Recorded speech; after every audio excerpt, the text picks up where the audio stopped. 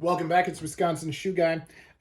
This video is part one of a multi-part series where I actually talk about shoe care and how we're addressing some issues with these shoes. And then we're going to turn this from a pure polish, which is what I'm using for these particular shoes. And then I'm going to do the opposite shoe for the same pair with Saphir. So you can see at the end how these shoes compare when it's Saphir and pure polish. Now at the end, you're going to notice that some of these are rights and some of these are left, and that's because this is all part of the series where I'm focused on actually doing some repair to the shoe, and so or cleanup of the shoe, and that's where these things are. So I've done a single layer of pure polish cleaner and conditioner, and you know what you can see here is this had this big gouge in it. I was able to just push the gouge in with my hand, which I can do. Now, there's not really enough there to glue. I could try to do it, but I'm going to cover that up as I do the polish.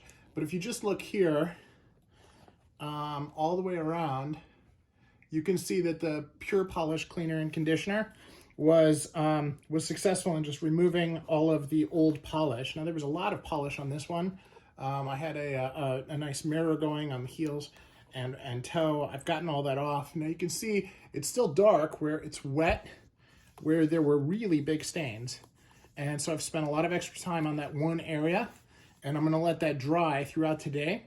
I'm actually going to a concert tonight, so when I get back from the concert or tomorrow morning is when I will attack these again. But for now, I applied pure polish. I used a washcloth, just a dry washcloth, to rub it in and to make sure that I was getting all the old wax off. And so you can see there was a lot of texture here before. All of that is off, and these shoes are looking, aside from the part here where it's still wet, pretty darn new. And that's kind of the idea, is that it all looks restored. Now this is a one that had a grease stain right here in the front. You can see it actually made an indentation. Now I've taken this to a cobbler. The cobbler really wasn't able to do anything with it. What's great about Museum Calf though is that if I apply just a dark polish to it after cleaning it, it mostly goes away. And you can see now, I mean, even if it's far away, it's difficult to see that spot.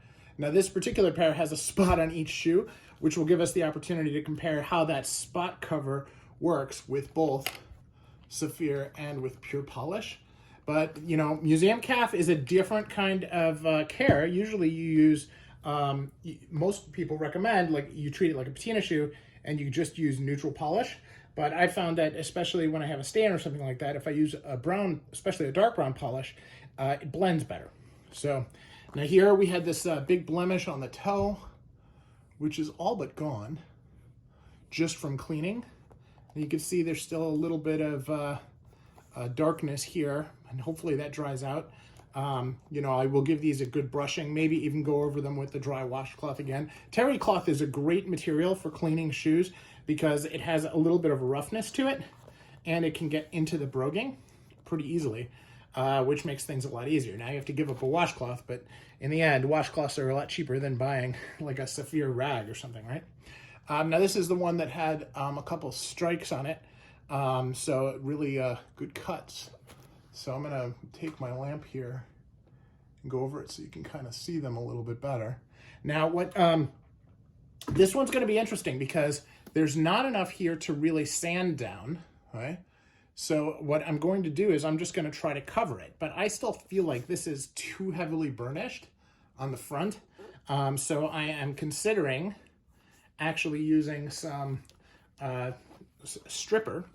I have a Saphir stripper that I can use to actually take some of this darkness off, which will then allow me to have something that I can cover up a little bit easier. This is really easy to cover if I just use a cognac thing, but because it's dyed dark brown, it really kind of covers.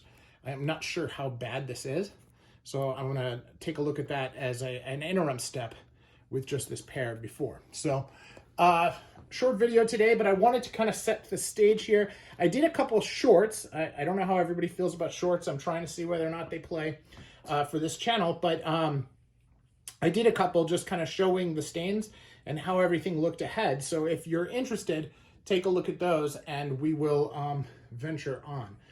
Again, this is the base for pure polish versus Saphir comparison. There's a lot of different options that we have. I've got quite a few pure polish products, which I will walk through as part of a future video. I'm not showing each individual step as I go. I will try to record some shorts of what I'm doing in between, just so you're able to see, but I don't want to overpower. And at the same time, I don't want to record like a 45-minute video of me just brushing a shoe, because that's boring. So let me know what your thoughts are and what can help the most for your shoe journey, and look forward to hearing from you. Thanks again. This is Wisconsin Shoe Guy. I'm out.